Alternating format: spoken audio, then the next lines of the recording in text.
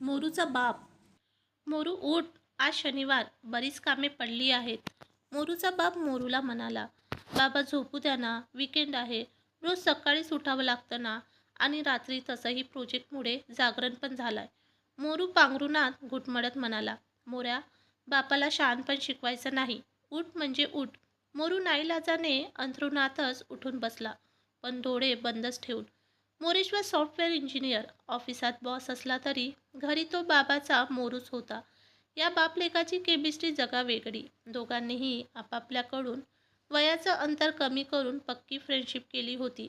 मोरूची आई गेल्यापासून म्हणजे मोरू 5वीत असल्यापासून मोरूची आई, बाप, भाऊ, मित्र हा बाबाच होता. मोरा, रात्री जगता कशाला रे? हल्ली हे नवीनच फॅट काढलंय तुम्ही लोकांनी. मयुरी, मोरेश्वराची बायको, किचनमध्ये चहा करण्यात गुंतली होती, तरी तिचे कान बेडरूममधल्या बापलेकाच्या संवादावर होते. हा म्हातारा आपल्या नवऱ्याचे कान भरतोय अन कागाड्या करतोय, हा तिचा श्रीसुलभ संशय होता. तो शेजाऱ्या-पाजाऱ्यांनी खतपाणी किंवा चहापाणी घालून पक्का केला होता. बाबा, आम्हाला कामासाठी दिवस पुरा पडत नाही, म्हणून तो आम्ही रात्री जागून वाढवतो. बेवकूफ, रात्री कसला वाढवता? उलट रात्री जागून रात्र कमी करता, वर दुसरे दिवशी सकाळी उठून दिवसही कमी करता. अरे प्लीज, आज तरी सुट्टीची ती फिलॉसॉफी नको ना. बरं राहील. मी काल ऐकलं ते खरं आहे का? काय ऐकलत? तू आणि तुझ्या बायकोने म्हणे ठरवलंय. बाबा, काय ठरवलंय? आधी बोलावं तिला. तिच्यासमोरच सोक्ष-मोक्ष लावू. मयुरी, या म्हाताऱ्याने काय ऐकलं देव जाणे. ती चरफडत बेडरूममध्ये गेली. सांग आता. मयुरी पण आली. तुम्ही म्हणे मला वृद्धाश्रमात सोडून येणार आहात. मोरूच्या डोळ्यावरची झोप खाडकन उतरली. तो तोंड वासून बापाकडे पाहतच राहिला. मयुरीने कपाळावर हात मारून घेतला. काल सहज गप्पा मारताना शेजारच्या माधवीस मोरूच्या बाबाच्या चक्रमपणाचे किस्से सांगत होती.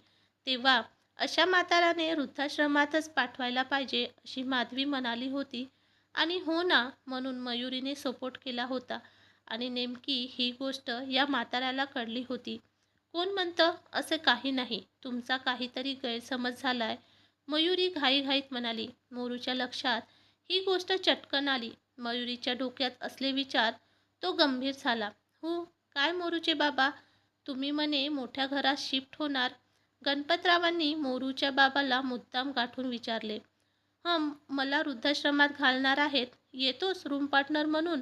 छे, माझा लेक सून मला चांगलं सांभाळतात. मला ते नाही पाठवणार. पण त्याच्या बोलण्यात जोर नव्हता. ती वेळ त्यांच्यापासून फारशी दूर नव्हती हे ते दोन्ही मित्र जाणून होते. गण्या, अरे तू जे ऐकलंस ते खरे नाही. माझी सून असेल फडकड, पण असे करणार नाही. अरे, या पोरी आधी आपल्या पोटच्या लहानग्या लेकरांना डे केअर नावाच्या कोणवाड्यात ठेवतात, मग कुठे वृद्धाश्रमाचा विषय काढतात. दोन्ही ठिकाणी त्यांची काहीतरी अडचण असते रे. आपणच त्यांचा व्ह्यू समजून घेत नाही. पूर्वी वानप्रस्थाश्रम होताच की. असो, ये संध्याकाळी वट्यावर गप्पा मारायला मोरूचे बाबा निघून गेले. गणपतराव मात्र अंकमुक झाले होते. खरे खोटे काहीही असो, मोरूच्या बापाच्या डोक्यात तो वृद्धाश्रमाचा किडा मात्र घर करून बसला. एकदा पाहूनच येऊ कसा असतो तो वृद्धाश्रम, त्याने पक्के केले. मोरू, जरा फिरून येतो, आज रविवारचा दिवस आहे, मोरूला सांगून त्यांनी जिवलक वृद्धाश्रमासाठी ॲटो केली. जिवलक वृद्धाश्रमाची वास्तू अतिशय सुरेख आणि ऐसपैस होती. त्यांनी मॅनेजरला गाठले, सविस्तर माहिती घेतली. सोयी सुविधा स्वतःच्या डोळ्यांनी पाहून घेतल्या. डिपॉझिट, मासिक भाडे सगळं विचारून घेतलं. आता तर ठीक वाटतंय सगळं. मला जरा येथे राहणाऱ्या ज्येष्ठ नागरिकांची नाव पाहायला मिळतील का? मॅनेजरने त्यांना नावाचे रजिस्टर दिले. हे 5 नंबरचे जे नाव आहे त्यांना भेटता येईल? हो, का नाही, त्यांच्या रूममध्येच असतील. तासाभराने मोरूचे बाबा जिवलगमधून बाहेर पडले. पुन्हा शनिवार आला. मोरू, उठ, आज शनिवार, बरीच कामे आहेत पडलेली. बाबा, तुम्ही न विकेंडला का सकाळी सकाळी उठवता? माहीत नाही. तू बैठकीत ये, महत्त्वाचं बोलायचं. अन हो, तुझ्या बायकोला पण बोलावं. तिच्यासमोरच सोक्षमोक्ष लावू. बाबाचं काहीतरी तरकट असणार. म्हातारा चक्रमच आहे. लोक म्हणतात ते आता खरं वाटायला लागलं. मयुरी नॅपकिनला हात पुसत किचनमधून आणि मोरू डोळे चोळत त्याच्या बेडरूममधून बाहेर आला. तुम्ही दोघे माझे म्हणणे लक्ष देऊ नये का? मी त्या वृद्धाश्रमात अजिबात जाणार नाही. हेच ना? ओहो, तुम्हाला कोण पाठवतोय वृद्धाश्रमात? उगाच काहीतरी डोक्यात घेताय. मोरू वैतागून म्हणाला. मोऱ्या, पूर्ण न ऐकून घेता बोलत जाऊ नकोस. बावळटपणा आता कमी कर. लग्न झालंय तुझं. सांगा, तुमचं ते संपूर्ण काय आहे ते तर कळू देत. मला वृद्धाश्रमात जायचं. मी बॅग भरून ठेवली आहे. उद्या रविवार, तुला सुट्टी आहे. मला ये सोडून. सुट्टी सत्कारणी लागेल. मोरू आणि मयुरी तोंड वाजून म्हाताऱ्याकडे पाहतच राहिले. मी ही आनंदाची बातमी आमच्या गणोबाशी शेअर करून आलोच. आनंदाने मोरूचे बाबा घराबाहेर पडले. कालपर्यंत वृद्धाश्रम म्हटले की जॉब विचारायला येणारा म्हातारा आज राजीखुशीने जायचे म्हणून हट्ट करतोय का? या प्रश्नाने मोरू आणि मयुरी विचारात पडले. शनिवारच्या रात्री मोरूच्या बेडरूममधला दिवा बराच वेळ चालू होता. तो आणि मयुरी खालच्या आवाजात काहीतरी बोलत होती. मोरूचा बाप त्याच्या अंथरुणावर जागाच होता. त्याला झोप येत नव्हती. सकाळी मोरू लवकरच उठला. त्याला कपडे घालून तयार झालेले पाहून मोरूच्या बापाने आपली भरून ठेवलेली सुटकेस बाहेर घेतली. चल, निघायचं ना? त्यांनी मोरूला विचारले. बाबा, आज माझी महत्त्वाची मीटिंग आहे. आपण पुढच्या रविवारी जाऊ? चालेल ना? मोरू निघून गेला. मोरूचे बाबा थोडेसे उदास झाले. पुन्हा शनिवार उगवला.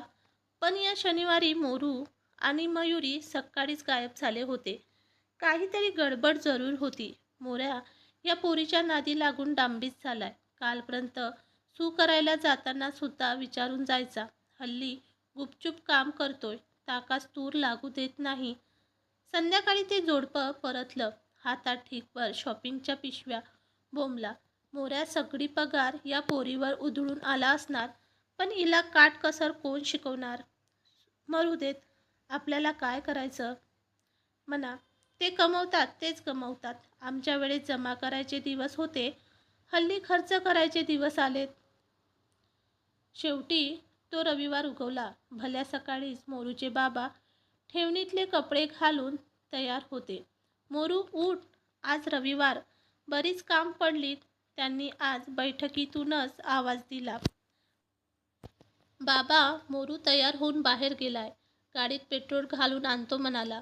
तो आला की येईन तुम्हाला जिवलगमध्ये सोडून. तुम्हाला तयार राहायला सांगितलंय. मयुरीने सांगितल्यावर मोरूचे बाबा तीनतार उडाले. काय कार्टी आहेत. बाबा, का जाताय आम्हाला सोडून वगैरे विचारून थोडासुद्धा गहिवरले नाहीत. ट्रॅव्हल्स टूरसाठी निघाल्याप्रमाणे आनंदाने सोडायला निघाले आणि वर आरतीचं ताट तयार करून ठेवलं होतं. जाताना ओवाळायला असेल बहुता. तेवढ्यात दाराची बेल वाजली. मयुरीने दार उघडले. थोडं थांबा म्हणत ती ते आरतीचं ताट घेऊन सरसावली. हे काय नाटक चाललंय? असं कोण आलंय की पंचारतीने ओवाळून स्वागत होतंय? आधी एक बॅग दारातून घेऊन मोरू घरात आला. त्याच्या पाठोपाठ नऊवारीतील अंजली. अन तू? मोरूच्या बाबांना काय बोलावे सुचेना. जिच्यासाठी ते वृद्धाश्रमात जाणार होते तिलाच मोरू घेऊन आला. का आणि कसे? या मोऱ्याला कसे समजले? पण त्याचे उत्तर ही त्याच्या पाठोपाठ घरात आलं. ते गणपतराव होते. म्हणजे गण्या, तू सगळं सांगितलंस या मोऱ्याला? हो, तुझ्यापेक्षा या अंजलीसाठी मी केलं. हे मात्र खरं होतं. अंजलीचे आणि मोरूच्या बापाचे प्रेम होते. पण त्यांचं लग्न होऊ शकले नव्हते. कारण मोरूचा बाप गरीब होता. अंजलीच्या घराण्याचा तोडीचा नव्हता.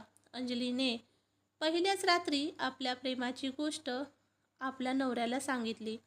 कारण पुढे या गोष्टीमुळे संसारात वितुष्ट येऊ नये म्हणून.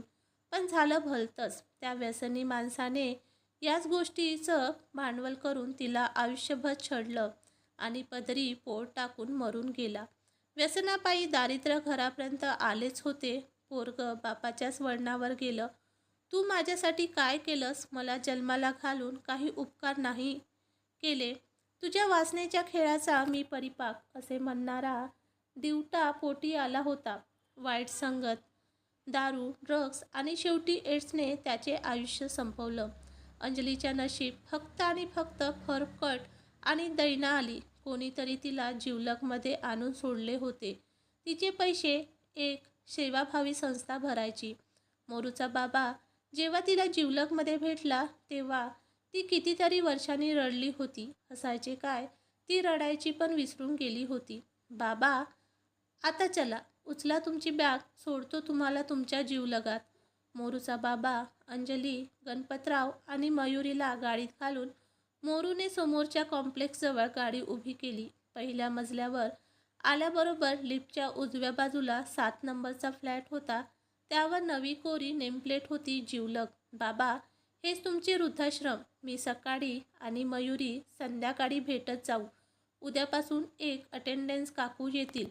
त्या धुणं भांडी स्वयंपाक सगळं करतील, तुम्हालाही सांभाळतील. अंजलीचे आणि मोरूच्या बापाचे डोळे भरून आले. हे बघ मित्रा, उद्या सकाळी आम्ही सगळे पुन्हा येतोय. रजिस्टर ऑफिसात जाऊन सिव्हिल मॅरेज करून घ्या. लोकांना नाव ठेवायला संधी देऊ नकोस. गणपतराव मोरूच्या बापाच्या कानाशी कुजबुजला. सगळे निघून गेले. किती भाग्यवान आहेस, बापासारखा तुझा पोरगा आज तुझ्या पाठीशी खंबीरपणे उभा राहिला, अंजली म्हणाली. अंजली, थकली असशील, बेडरूममध्ये पलंगावर जरा विश्रांती घे. अरे, मला पलंगाची गरज नाही. चालायला आधार आणि विश्वासानं डोकं टेकायला खांदा हवाय रे. मला कधी वाटलंही नव्हतं या जन्मी तू पुन्हा मला भेटशील. नीतीच बघ कशी आहे. अशा दिवसात पुन्हा पहिलं प्रेम पदरी टाकती आहे, जेव्हा दिवसच थोडे राहिलेत. अंजली, जे काय दिवस वाट्याला आलेत सोबत घालवू. तू फार विचार करू नकोस. संध्याकाळचा संधीप्रकाश ते बसले होते त्या लिव्हिंग रूममध्ये पसरला होता. त्याने सुद्धा ती त्याच्या खांद्यावर डोके ठेवून विसावल्याचे पाहून घेतले आणि चाहूल न लागू देता निघून गेला, कारण काळोखाची चाहूल त्याला पण लागली होती. मित्रांनो, तुम्हाला कथा कशी वाटली ते कॉमेंट्सद्वारे नक्की सांगा. व चॅनलवर नवीन आले असाल तर आपल्या K3 मराठी कथा या चॅनलवर क्लिक करून सबस्क्राईब करायला विसरू नका.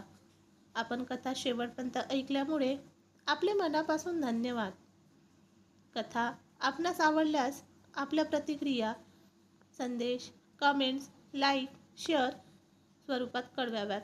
धन्यवाद. सबस्क्राईब माय चॅनल K3 मराठी कथा. थँक्यू.